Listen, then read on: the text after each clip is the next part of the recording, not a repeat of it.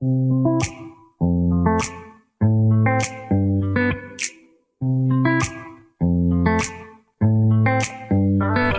welcome back, everybody. It's time to meet our community, the Hispanic business community here in Orange County, powered by the Orange County Hispanic Chamber of Commerce and their partners throughout the state, along with Orange County's only community radio station, OC Talk Radio, streaming live from our studios right here at the University of California, Irvine's Beale Applied Innovation Center, with the man who's always at the center of the conversation, John Gutierrez. Hey, sir. Hey, everybody. How's everybody doing? Thank you, Paul. Thank you, OC Talk Radio, for having us. Again, my name is John Gutierrez. I'm the Vice President of the Orange County Hispanic Chamber of Commerce, and we're here with a special guest today. Let me introduce her here. Our special guest today is Veronica Corona. She's an entrepreneur. She's a president and founder of CM Cleaning Solutions, Inc. She's also the vice chair of the California Hispanic Chamber of Commerce, and she's a public speaker, distinguished Toastmaster with the Toastmasters International. Let's welcome everybody, Veronica Corona. Thank you for being here. John, thank you for having me, and thank you to the Orange County Hispanic Chamber of Commerce for this community podcast. I love it. So thank you. Oh, we're so excited to have you. We're going to get into all the fun stuff that we always talk about as far as what you do in the community. But first and foremost, can you tell us a little bit about yourself, who you are, your hobbies, your family? Who is Veronica Corona? Oh, okay. So I'm born and raised in the San Fernando Valley. So like totally for sure, I'm an awesome Valley girl. Really? Yeah, I am. I'm the oldest of two brothers and one sister. Okay. And I have 7 kids. 5 nieces and 2 nephews that I love like they're my own. Oh, that's And great. my family lives in the Central Coast. My family are in the strawberry industry. So yes, these hands have harvested strawberries in the past. Yeah. You're like the 3rd or 4th person that we've had on the show that has some sort of connection with the farmers. Yeah. You know? So my family's been in the farming industry. I should say my mom's side of the family has been in the farming industry for many, many years. They came here through the Bracero program back in the 1940s, 50s. And they went to Santa Maria, California, because my family is from Santa Maria, Mexico, and Jalisco, by the way. So, wow. We have a lot in common. My dad was part of the Bracero program. Nice. And my dad's from Jalisco also. Yeah. Wow. So your parents came here how old were you? Or? Oh, no. Well, I was born and raised here in the San Fernando Valley, but my dad came here at a very young age to support his family. Okay. He did not, I don't think he came through the Bracero program, but when I did some research on my mom's side of the family, most of my uncles had come here through the Bracero program. So it was very fascinating to learn that part of history of my mom's side of the family. Yes. And even though we were raised in the San Fernando Valley, we would go to the Central Coast all the time because I have uncles that have been there pretty much their whole lives in the strawberry industry. What is that like to work in that industry? Can you share a little bit about that if you don't mind? It's a lot of hard work. Really? You're out in the sun. Early hours, right? Very early hours. So growing up, we were out there in the summertime. My dad and one of my uncles would have a competition to see who would get there the earliest. And when I mean the earliest, the sun wasn't even out. And then my cousins and I would talk, my compadre's going to beat me there. That's what my uncle was saying. That's what my dad would say. So it was kind of funny. They were in competition to say and as soon as the sun was rising, if somebody was late, it's like, what happened? You guys get stuck? Sheets get stuck this morning? So it was like a little competition just to. What time were you out there? Oh, like at dawn, like 5:30.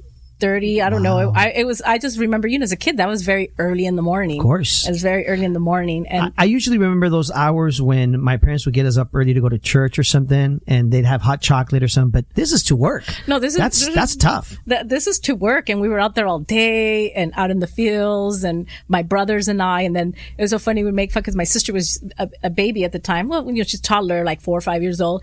And it's funny because she's sleeping in the car, and we were like, oh, we wish we were her sleeping in the car. So it was an interesting time, but I'm grateful for that because it taught us a lesson of hard work.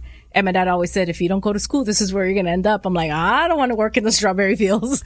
That was my next question. I was going to say to you, I bet you build that grit. Yes, right? you do. From that, you probably look back now and go, I learned a lot those days. Yes, you do. And you have more appreciation for the people that are doing the work because it is hard work.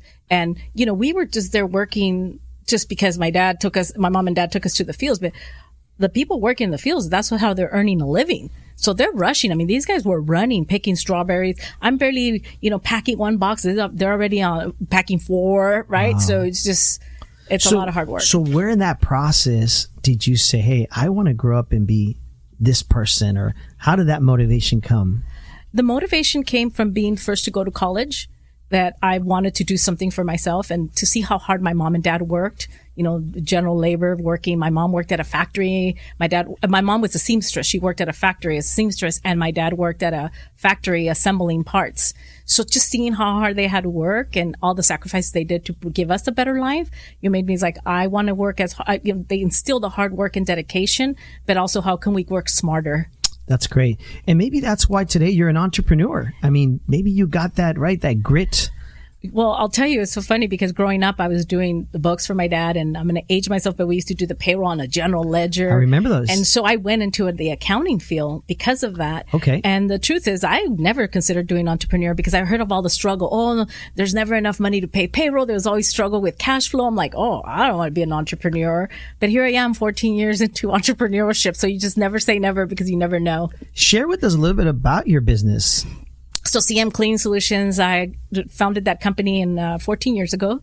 And it was kind of one of those things that just happened. I had just resigned. So I always like to say I resigned from a 6-figure job and went to a no-figure job to not knowing when I was going to get paid. Yes. And we started this business. I have to say thank you to my previous business partner who encouraged me, because I didn't want a business. I was like, I'm going to take some time off because I just resigned. So you were in the corporate world before? I was working for a janitorial company. Okay. Yeah, I was working for a janitorial company, and I had resigned because our values were not aligned with the owner. That happens with a lot of people that end up being entrepreneurs. I hear that a lot. Yeah. So I was working for one company before, and then I just felt like I wasn't going to go anywhere. I was going to stay stuck in the same position. An opportunity presented itself, and I was like, I left because of the money. And then I left because it wasn't about the money. Yes. But I love that tagline you just used. An opportunity presented itself. Yes. That is such a powerful, strong sentence, right? Yes. A lot of people don't take the opportunity. You took the opportunity. I was a little nervous, but I took the risk. And I don't regret it because it was a learning lesson as well. Mm-hmm. And in the process that I took that risk, I resigned. And as I resigned, I received a call from a customer who gives me a building. And I said, I just resigned. She goes, well, I just gave the other company a 30-day notice. She goes, I don't know. Why don't you just start your own business? You work so hard and you're so dedicated. I'm like, oh yeah, I was kind of like in my mind, I don't know if I want a business. And then she says, Veronica, if you had your business, I would give you this building. She goes, because I want to tell you something. I gave you this building because of you. I don't even like your boss. I gave you this building because of you. I don't like your boss. Those words changed my life. Because I realized, people will do business with you because of you. Exactly. And that was... It doesn't matter what you're selling. If they don't like you, they're not going to buy your product. A product or service, correct. Right? Product or service. And that's how it all started. And so there we were. And I'm like, she says, the next words out of my mouth were, okay. And then for a minute there, I thought, did I say that in my mind or out loud? But I said it out loud. Because she said... You're like, what am I getting myself into? Right? She said, I'm going to need insurance. I'm going to need this. That. And I was like, okay. And then so November 1st of 2009, we started this new building. Great. We worked till 3:00 in the morning cleaning. I only took out trash and did vacuuming. That's all I did. But it was a lot of hard work. Yes. But I was still like, oh, no, I don't want a business. I don't want a business. And here we are. We built it to a multi-million-dollar company, and it's been a roller coaster ride that, you feel sick at times and you want to get off, but you can't. You have to wait till the end. It's like anything. Yeah. It's tough, right? Yes. Wow. And in the business, what have you learned as a business owner? What can you share with the audience? Some advice as being an entrepreneur. Before we move on to some of the other subject, as an entrepreneur, what is that you learn every day? If I learned anything, it's all about relationships. Okay. And most importantly, and I learned this from my previous boss in the first company I worked for. He said to me, Veronica, we're not in the cleaning business. We're in the people business. And it was a great reminder that the importance of taking care of the people that work for you, because like I mentioned, the individuals that work for me are scrubbing toilets while I'm sitting here having a nice conversation with you. So I think it's important to value what they do, because unfortunately in my industry, it is the one service that goes unnoticed until it's not done. Right. And when it's not done, people notice it right away. But when it's done, it's just take it for granted that it's clean. Important to have appreciation for the employees and value them for what they do. We are in the people business. Did everybody hear that? That's just such a powerful line. It is. We are in the people business. That is such great advice. Thank you for sharing that. Mm-hmm. How did you end up as the vice chair of the California Hispanic Chamber of Commerce. Tell us a little bit about that. Oh, that's been an interesting journey. And like I said to you, when opportunity presents itself, right? So prior to being on the board for the California Hispanic Chambers of Commerce, I was president of the National Latina Businesswomen Association in Los Angeles. And another great organization, dear to my heart. I joined in 2008 because I love that there was so many women members, and I come from a very male-dominated industry, so it was kind of nice to be in this world. And I joined as a member in 2008, and then I was invited to the board in 2010 or 2009, I forget, around that time. And then I remember going to the first awards. I was volunteered by a friend of mine, Rosalena Sauceda, and she volunteered me to go help at the awards. And I was out in the sun checking people in. I was like, oh, I'm never coming back. Like, what am I doing here? What am I doing here? And then I go into the awards and I'm sitting way in the back because, we had to wait till everybody went in. And I heard all the speeches, all the women being recognized. I said, wow, they're up there on stage. Oh, I don't know if I could ever get up there on stage in front of all these people. Well, little did I know that in 2012, I would be up on stage accepting being president of the organization. Wow. And it's been an interesting journey. Through that organization, I've met a lot of amazing people. And that's when I became familiar with the California Hispanic Chambers of Commerce. Yes. And it's interesting. I attended one of those conferences or something that I went to years ago. Yeah, it might have been the awards or something with Cecilia Mora. She invited me one day. She was like, John, you should come out. And I don't really go a lot to the LA area. We're mainly in the Orange County area.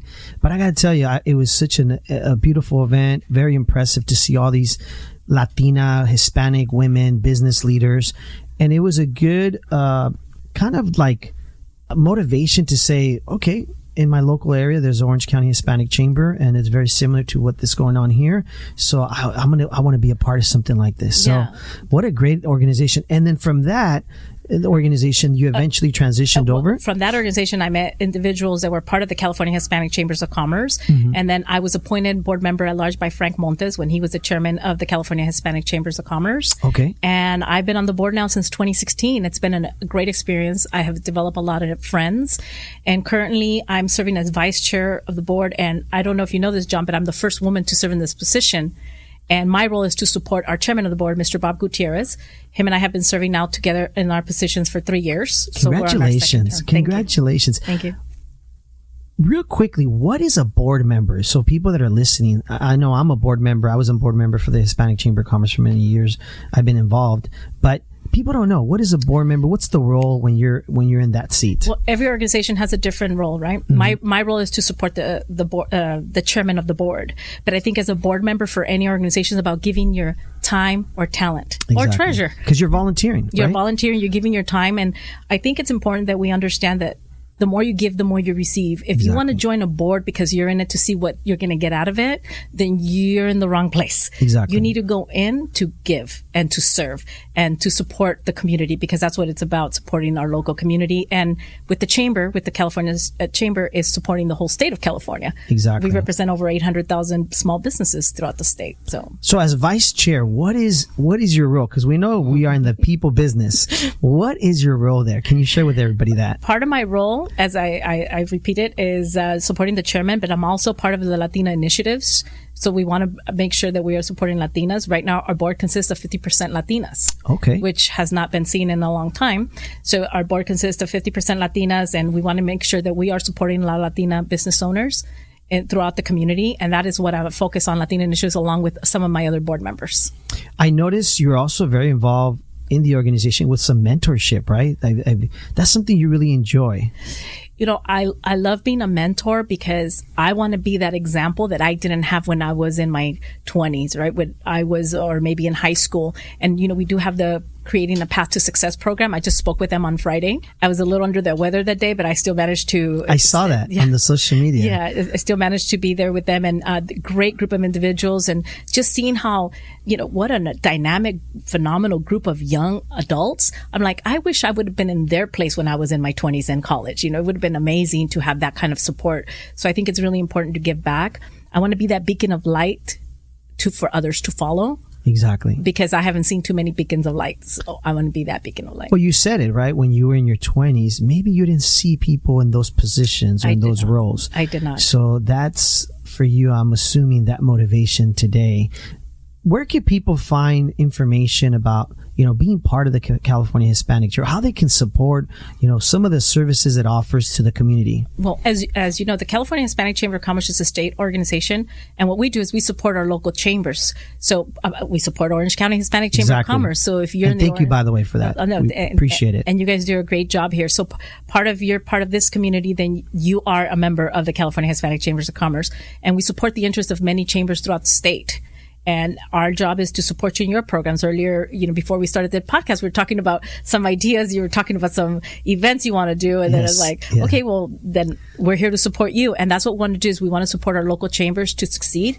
Because if you succeed, that means you are succeeding in helping your local business. I think it's important for our listeners to understand that this is one big organization. A lot of people see me at mixers, at events, networking, and they're like, oh, you're part of the Orange County Hispanic, but they don't realize there's other levels to this. Correct. Like in your position, at the California state level, right?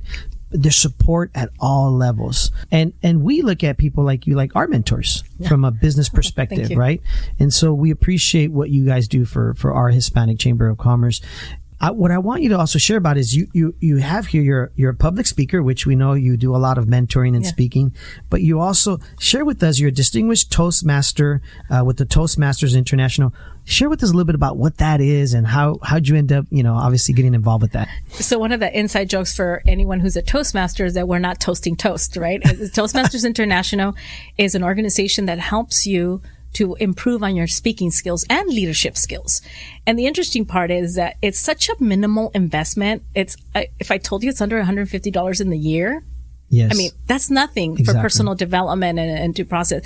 And I joined. I never thought I had a problem speaking in public. Yes. But when I joined Toastmasters that happened to be bilingual, Spanish and English. Interesting. So when I had to do my icebreaker and I had to do it in Spanish, it was like, I think it was a 4 to 6 minute speech. I literally went in a hurry because I was so nervous, because there's one thing of having a conversation in Spanish, which I feel that I'm very fluent. Exactly. However, having to do a speach in front of an audience in Spanish was a whole other story. Different situation. It was a little scary. Yes. A little scary. But I was able to manage it. And I became a distinguished Toastmaster. That means I have done over 40 speeches with Toastmasters International, and they have to get approved and everything. And then there's a leadership program. You have to serve as an officer for the club. You have to serve as an officer for the district. And there's different officer roles. Like, there's a president, vice president of education, vice president of membership, treasurer, secretary, and sergeant of arms. And so there's different roles within Toastmasters, and it's to improve on the different leadership skills. And it's been a great, rewarding program. And I love to invite other people to join, because I think it's the best investment you can make on yourself. That's interesting you bring that up. We had a guest here recently, Alma Hernandez, who's running for judge. Mm-hmm. And this morning she was speaking at an event. And when she went up there, that was the first thing she mentioned. She says, public speaking for many is quite a challenge. And she mentioned that it's like a really high number of one of the fear factors, right, for people. It's the number one. People over death. Can you believe that? That's crazy. I'd rather speak in public than die. So this is great that Toastmasters helps you better and polish those skills. That is correct. And I don't think everybody's like, oh, I'll never speak in public. Well, guess what, John? I'm speaking in public right now, right? Even though I'm just speaking to you, but we're on Facebook Live. Yes. And so we're speaking to a public audience, right? So, I want to shout out to my family in Santa Maria, California, because they might be listening. So, all right. Santa Maria. Yeah. And so we say we don't speak in public, but then now in Zoom, I just spoke in public to 28 CAP students on Zoom. So we are speaking in public. We just have to remember. So it's just a way to polish and be ready. One of my favorite portions of our meetings with Toastmasters is the improv portion, because we do improv speaking. They'll ask you a random question, so you have to answer it. So, which comes in handy when you're today. I didn't know what you were going to ask me. I was like, oh, you're like, John, what are you going to ask me? You said before the show. Every person always says that to me. John, what are you going to ask me on the show? I'm like, wait and see. That's what makes a podcast a podcast. That's what makes it fun. Yeah. It's a roller coaster. And sometimes I have certain questions and we ask them. Sometimes we don't, because we get into, great conversations. For example, you shared, you guys grew up in the strawberry, fields and farms. That is such a great story to tell people. It is. It was a lot of fun. We used to get into strawberry fights.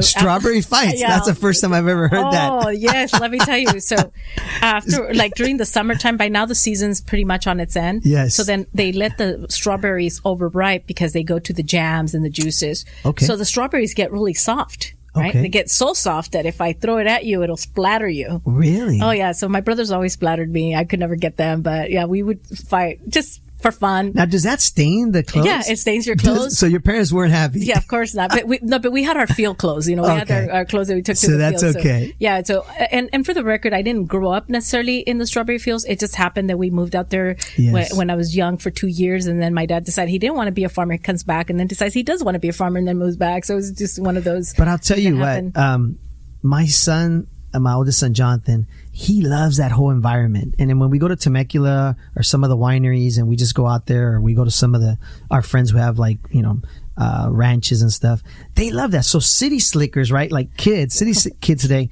they really enjoy that stuff. So the fact that you grew up on that, it's like a blessing. Yeah, that was us. That was city slickers. And then we're like in the Farmville.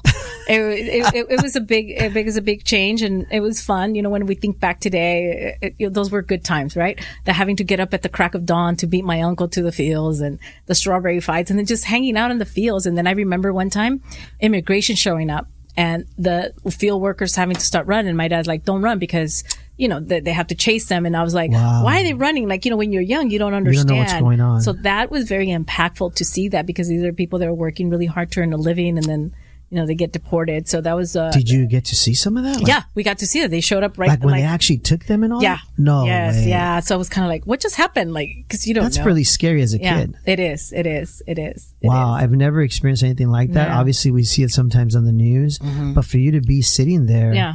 And we're like, do we need to move? Do we need to run? What do we need to do? Like, we didn't know what to do. And there was some of the workers that were running, not necessarily the workers working with us, but other workers running. And they, and my dad's like, don't run, because if they run, they're going to chase you, and it's worse, right? Wow. It's like running from the law. You can get hurt or something. Yeah. So I'm sorry to hear that. Yeah. That's just. But it's a learning experience too, and to appreciate the people that are doing the work. Like you said earlier, sometimes these things we learn as kids, those lessons, helps us appreciate today. Absolutely. Like you being a business owner, right? Yeah. If people wanted to find your business, where would they find it? To share with us, the social media, like where could they find you and what you do as a business entrepreneur? Okay. So we are on Instagram, CM Cleaning LA. Okay. But we're out throughout the whole state of California and other states. So we have business out here in Orange County, the LA area, San Bernardino, Lancaster, San Fernando Valley. So we're pretty spread out. We go wherever our customer takes us. And you're cleaning, like, let's say offices? So our main component is a clean. I like to say we keep it clean while you sleep, because most of the cleaning we do is done after hours for commercial office buildings. Oh, okay. So here, this particular building would be a great contract for CM Cleaning Solutions. That's the kind of type of business that we like. Okay. Yeah. So that's good to know. Anybody listening out there, if you're in a building, if you own a business, and we can obviously find a new contract for your business, we're all about supporting each other's businesses. Mm-hmm. That's really what, the Orange County Hispanic Chamber is about. And obviously the California Hispanic Chamber who supports us. We're all about helping each other out. That's why for me, it was very important that you shared as an entrepreneur, especially coming out of the pandemic, right? Mm-hmm. Everybody, how was that like for you guys, the business wise? That must have been tough. It was tough because we did have to lay off a few people. We had to do some cutbacks. So there was some buildings that continue working, but we had to cut hours because now they're not as... Everybody was working from home. Everybody was working from home. We had 2 customers that continue paying our staff, like if nothing was happening, and they were only showing up to work 1 or 2 days a week, but they wanted to make sure that they were getting paid. So that's nice. Like that said a lot about those 2 customers. I'll tell you, it's very, for me, I just love that they did that. So it's been a transition. We lost a few customers. We lost a few employees because obviously they couldn't wait. They probably needed to earn a living. So it was a transition. And then of course, there was a bit of a hype with the COVID cleaning. Yes. But not everybody wants to do COVID cleaning because it costs extra money and everybody's on a budget. So it's just a combination of things. I know a lot of businesses have been struggling. I know we got a few minutes left here. Mm-hmm. The producer's giving me the look. Yeah, 5 minutes, John. Are you also looking for people to work? Because I know everybody's been looking right now for employees. We're always looking for people. Okay. We're also in the same boat. We're always looking for personnel. Absolutely. That's good to know. That's good to know. I know at the chamber here, we created a job board so we can be able to provide, just people that are looking to hire people. You know, I know it goes by fast, the show. Yeah. Hopefully you've had a good time. And we could always bring you back down the way. I know we're looking to hopefully plan some conferences, some great events as things are opening up. Absolutely. But I want to thank you so much. Again, folks, Veronica Corona, who's an entrepreneur and president, founder of CM Cleaning Solutions, Inc. She's also the vice chair of the California Hispanic Chamber of Commerce. And of course, a public speaker. If anybody would like for her to come out and speak, she's a distinguished Toastmaster with the Toastmasters International. Thank you, Veronica, for being with us. Oh, thank you, John. We really appreciate all you do in the community.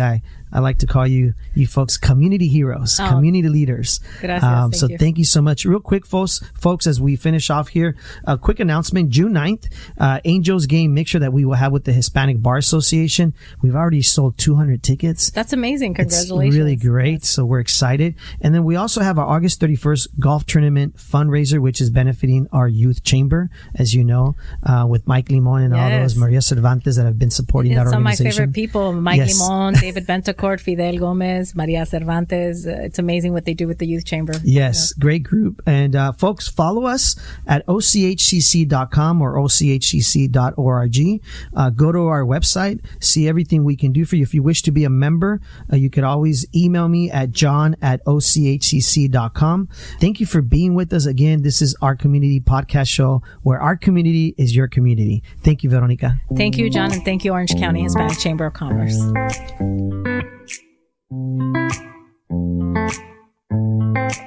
Well, there you have it. Another great reason to tune in each and every time to meet our community, the Hispanic business community here in Orange County.